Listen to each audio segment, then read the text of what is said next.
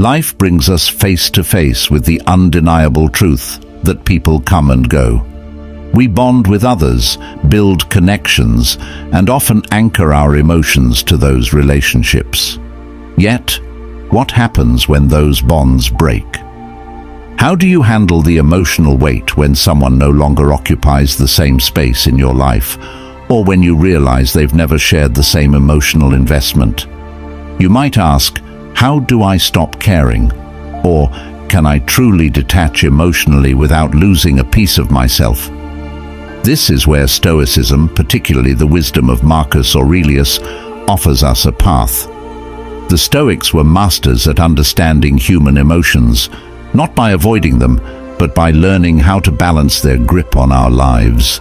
Emotional detachment isn't about becoming cold or indifferent, but about regaining the power to act with clarity and inner peace. In this article, I'll guide you through 5 timeless Stoic rules on how to emotionally detach from someone, using Marcus Aurelius's wisdom as our beacon. This isn't just about theory, it's practical advice meant to reshape the way you engage with yourself and others. Rule 1. Understand the impermanence of life. Marcus Aurelius reminds us, everything we hear is an opinion, not a fact. Everything we see is a perspective, not the truth. When it comes to emotional attachments, we often cling to our personal perspective of someone, a narrative we create about their importance in our life. But the reality is, all relationships are transient. One moment you're close, the next they're gone, whether through distance, death, or the slow fade of intimacy. People leave. It may seem bleak, but this is the Stoics' first rule of detachment. Embrace impermanence. When you realize that no connection is permanent, you become more conscious of the present. Have you ever tried holding on to a handful of sand at the beach? The tighter you squeeze, the quicker it slips away. This is a natural law of life. The more we try to possess something or someone, the faster they fade. In my own experience, I had a friendship that spanned over 10 years. We shared everything, dreams, fears, late-night conversations, yet over time, things changed. As much as I resisted, the distance between us grew. The emotional investment I had made felt like a chain holding me to someone who no longer reciprocated the same connection. It wasn't until I accepted that the friendship had run its course that I could finally release that emotional weight. Marcus Aurelius would have advised the same. Accept that things will end, and you will suffer less when they do. Rule 2. Master your emotions through rational thought. There's a tendency to believe that emotions control us. You feel pain, sadness, and anger. Those reactions come naturally when you're emotionally attached to someone. But here's the hard truth. Emotions are not reality. They are a product of your thoughts, beliefs, and interpretations of events. Marcus Aurelius and the Stoics deeply believed in this principle. We are not at the mercy of our emotions. Our emotions are at the mercy of our thoughts. Marcus Aurelius taught us that the mind holds the power over how we respond to the world. You have power over your mind, not outside events. Realize this, and you will find strength, he wrote. Emotional detachment starts with realizing that your mind can govern your emotional state. Your thoughts about someone can ignite a storm of feelings, or they can pacify that same storm. Let's say you're going through a breakup. You're emotionally shattered, replaying conversations in your mind, over-analyzing every detail, asking, why did this happen? Or, how could they move on so easily? The Stoic response is to shift that focus. Instead of giving your emotions control, ask, what are the facts here? How can I think about this differently? You must choose thoughts that free you from emotional suffering, not thoughts that fuel it. Think about it for a moment. When something happens, when you argue with a loved one, feel ignored or are disappointed, what's the first thing you do? You interpret the situation and give it meaning. But it's not the event itself that causes emotional turmoil, it's the way you perceive it. Marcus Aurelius wrote, "The soul becomes dyed with the color of its thoughts," meaning your emotions are a direct result of your internal dialogue. Imagine you send a heartfelt text message to someone you care about, perhaps a friend, romantic partner, or family member. Hours go by, and there's no response. Immediately, your mind starts working overtime. Did I say something wrong? Are they mad at me? Do they not care about me? With every passing minute, the emotions build. First a slight concern, then frustration, maybe even anxiety or anger. But what's the truth of the situation? Is it the delay in their response that's causing your emotional storm, or is it your interpretation of their silence? The Stoic response is to challenge that automatic emotional reaction with rational thought. What are the facts? The fact is that they haven't responded. Everything beyond that is pure speculation. Instead of allowing your emotions to spiral out of control, you pause. You recognize that your feelings of anxiety or rejection are not rooted in reality, but in your own thoughts. Marcus Aurelius's advice: question your thoughts. Don't just accept them as truth. I once found myself in this very situation with a close friend. We had been discussing something important, and suddenly they stopped responding. At first, I thought nothing of it, but as the hours passed, I started to feel a creeping unease. Maybe they're upset with me, I thought.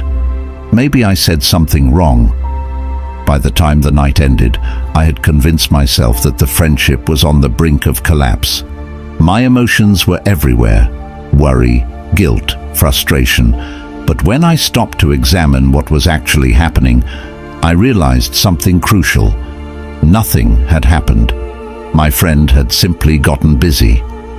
When I reached out calmly the next day, they responded without issue, completely unaware of the emotional storm I had put myself through. In a rare moment of clarity, I remembered Marcus Aurelius's words: "Focus on what's within your control, your thoughts, your actions, not the outcome or the person's feelings. By redirecting your mind, you will learn to release the emotional turmoil." If you're still watching, please like and comment below with a sign that you've noticed in your own relationships. Your insights might help others recognize similar patterns and foster healthier connections. Rule 3. Practice negative visualization. At first glance, negative visualization might seem like a strange or even counterproductive practice. Why would anyone want to deliberately imagine losing something or someone they care about? Doesn't that just add unnecessary stress? The truth is, this Stoic exercise, championed by Marcus Aurelius, is one of the most powerful tools to help you emotionally detach, not by hardening your heart, but by preparing your mind for life's inevitable losses.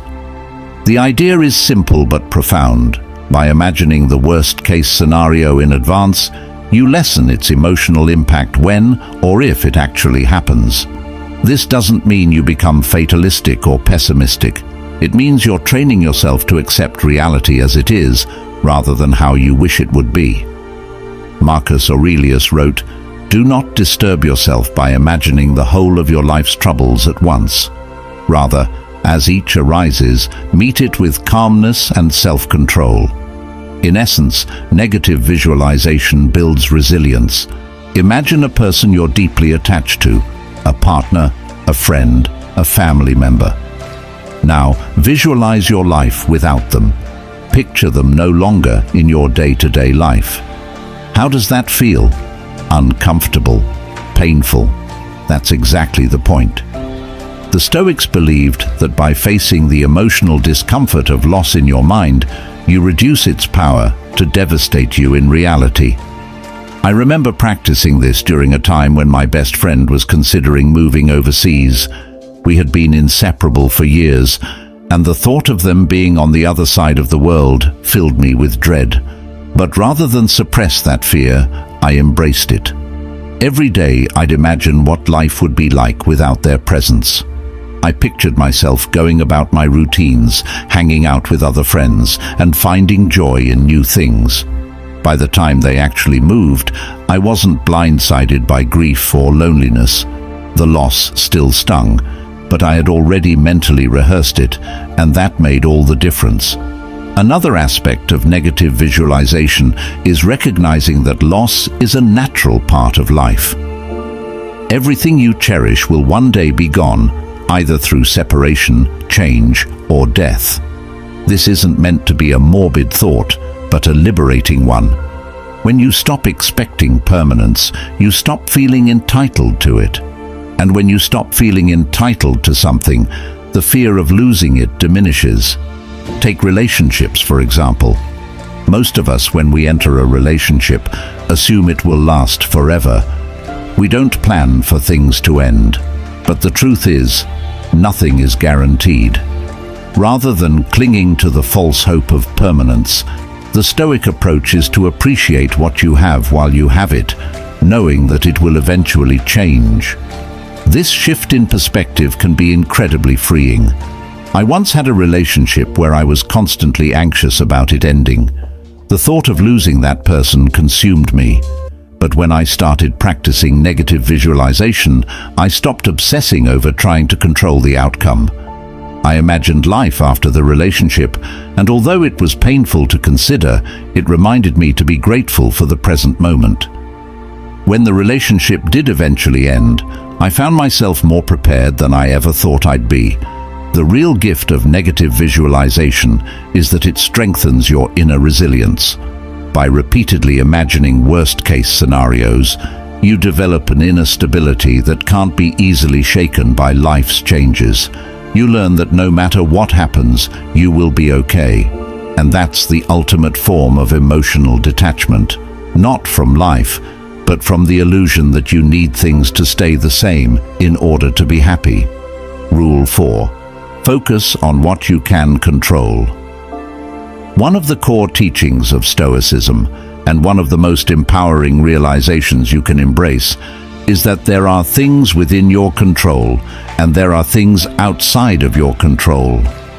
When it comes to emotionally detaching from someone, this distinction becomes absolutely crucial. Why? Because so much of the pain we feel in relationships stems from our desire to control things that we simply can't. Marcus Aurelius, in his Meditations, repeatedly emphasizes the need to focus only on what is within our control, our thoughts, actions, and responses. Everything else, other people's behavior, the outcomes of situations, the passing of time, is outside of our control.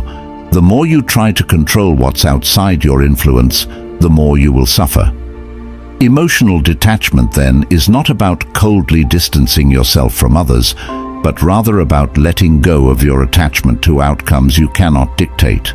When you're deeply attached to someone, whether it's a romantic partner, friend, or family member, it's natural to want to influence how they feel about you. You want them to care about you in the same way you care about them. But the harsh truth is that you can't control their emotions. You can't make someone love you, appreciate you, or treat you the way you deserve. The only thing you can control is how you respond to their actions. Take a moment to reflect on a time when you tried to influence someone's feelings or behavior. Maybe you bent over backward to win someone's affection, or you exhausted yourself trying to prove your worth to a friend who never seemed to truly value you. How did that feel? Likely, it left you feeling frustrated, anxious, and powerless because you were chasing something beyond your control. In my own experience, I was once in a relationship where I felt like I was constantly trying to keep things together. No matter how much effort I put into planning dates, sending thoughtful messages, or being emotionally available, it felt like I was always one step behind. They would pull away, and I would try harder. It was a cycle of endless anxiety because I was trying to control how they felt about me. When I finally started embracing the Stoic principle of focusing only on what I could control, my own actions and self-worth, I began to let go of the anxiety. I realized I couldn't make them love me more or treat me better. All I could control was my response, and in that moment, I chose to detach. The relief that came from letting go of that emotional burden was immense. One of the most liberating things you can do for yourself is to embrace emotional autonomy. The idea that your happiness, peace, and emotional stability are not dependent on someone else's behavior or feelings. When you place your emotional well-being in someone else's hands, you give away your power. You become a prisoner to their actions, moods, and decisions. Imagine you're in a friendship where you constantly feel sidelined. Your friend doesn't make time for you like they used to, and you feel neglected. Naturally, this hurts, and you might find yourself ruminating on what you did wrong or why they've pulled away. But here's the key: their behavior is outside your control. The only thing within your power is how you choose to respond. Do you want to spend your energy chasing after someone who doesn't value you, or focus on nurturing the relationships and activities that bring you joy and fulfillment? When you shift your attention to what you can control, your own emotional state, you begin to reclaim your power. You no longer wait for someone else's validation or attention to feel whole. Instead, you create your own emotional equilibrium, independent of external circumstances. In my own life, I've had friendships where I realized I was giving too much power to how the other person treated me. If they were distant or dismissive, I'd feel unworthy. If they were warm and attentive, I'd feel valued. It was an exhausting emotional roller coaster. But when I started applying Stoic principles, I made a conscious decision to stop tying my self-worth to how others acted. I began to focus on cultivating my own emotional well-being, independent of their behavior. This didn't mean I cared less. It meant I stopped letting their actions dictate my inner peace. The ultimate goal of emotional detachment isn't indifference, it's acceptance. Acceptance that life is unpredictable, that people are unpredictable, and that no matter how much we wish we could control everything, we can't. What we can do is accept things as they are, rather than as we wish they would be. Imagine you're dealing with a breakup. You feel lost, hurt, and overwhelmed by the situation. Your mind races with questions. What if I had done something differently? Why did this happen? Can I fix this? These are natural questions, but they're rooted in a desire to control something that has already happened, a desire to reverse the outcome. Instead of tormenting yourself with what-ifs, the Stoic response is to accept the reality of the situation. Marcus Aurelius writes, "The impediment to action advances action. What stands in the way becomes the way." In other words, the obstacles we face are not hindrances. They are opportunities to grow. When you accept what's outside your control, you stop wasting energy trying to change the past or influence others and start focusing on how you can move forward. In one of the toughest times of my life, I experienced the sudden and painful loss of a relationship I thought was solid. At first, I was consumed by the desire to understand why it happened and what I could have done differently. But slowly, I realized the only way to find peace was to accept the situation as it was, not as I wanted it to be. I couldn't change the past, and I couldn't control how the other person felt. What I could control was how I reacted to that loss. Instead of clinging to what was gone, I embraced the present reality and found strength in acceptance. Rule 5. Reflect on the bigger picture. When you're deeply entangled in the emotions of a relationship or difficult situation, it's easy to lose perspective. Stoic philosophy, especially through the teachings of Marcus Aurelius, encourages us to take a step back and reflect on the grander scheme of things. Aurelius often emphasized that our troubles, fears, and desires are mere fleeting moments in the vastness of time. By adopting this broader viewpoint, emotional detachment becomes easier. Ask yourself important questions like, will this pain matter in 5 years? Or, does this person truly define my entire existence? Shifting your focus from immediate emotional turmoil to a higher level of reflection helps you realize that much of your distress is tied to temporary circumstances. Stoicism reminds us that no single person or event should wield such power over our emotional well-being. When you're overly attached to someone, it's easy to make them the center of your universe. Your happiness and self-worth can become entangled with their presence or absence in your life.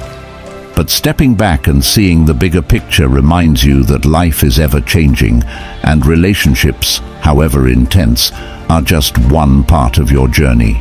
You are a complete individual with your own path and experiences. In the heat of a breakup or emotional conflict, it may be challenging to grasp this perspective. But reflecting on the larger scope of your life helps you understand that you've survived emotional storms before. Life moved on, and so did you. Think back to previous relationships or moments when you thought your world was falling apart. Those wounds healed, and you became stronger and wiser. This is the natural rhythm of life. In my own experience, I once went through a painful breakup that felt like the end of my world. For weeks, I fixated on the past, feeling like the future had lost its brightness. But with time, I allowed myself to reflect on the bigger picture and realized that this person, while important, was not the defining moment of my life. They were part of my journey, but not my entire story. By zooming out, I saw the relationship as just one chapter in a much larger narrative, and I began to emotionally detach. The Stoics, particularly Marcus Aurelius, emphasize the impermanence of all things, relationships, emotions, and situations. Everything in life is transient, and what truly matters is how we respond to these inevitable changes. By reflecting on the bigger picture, you cultivate a sense of inner peace, knowing that life will continue to flow regardless of your temporary attachments. This broader perspective allows you to emotionally detach, not because you stop caring, but because you understand that clinging too tightly to fleeting things only leads to unnecessary suffering. Emotional detachment is not about apathy. It's about understanding that life is much larger than any single person, relationship, or moment of pain. By seeing your life as a vast, interconnected web of experiences, you free yourself from the tunnel vision that emotional attachment can create. Ultimately, emotional detachment is not about shutting down your emotions or closing yourself off from the world. It's about building resilience and gaining control over how you respond to life's inevitable changes. The Stoic path offers not a quick fix, but a way to inner peace. By embracing impermanence, mastering your emotions through rational thought, and reflecting on the bigger picture, you will find that emotional detachment is an act of self-liberation. So the next time you feel yourself gripping too tightly to someone or something, ask yourself, do I control my emotions or do they control me? Emotional freedom awaits those who dare to let go.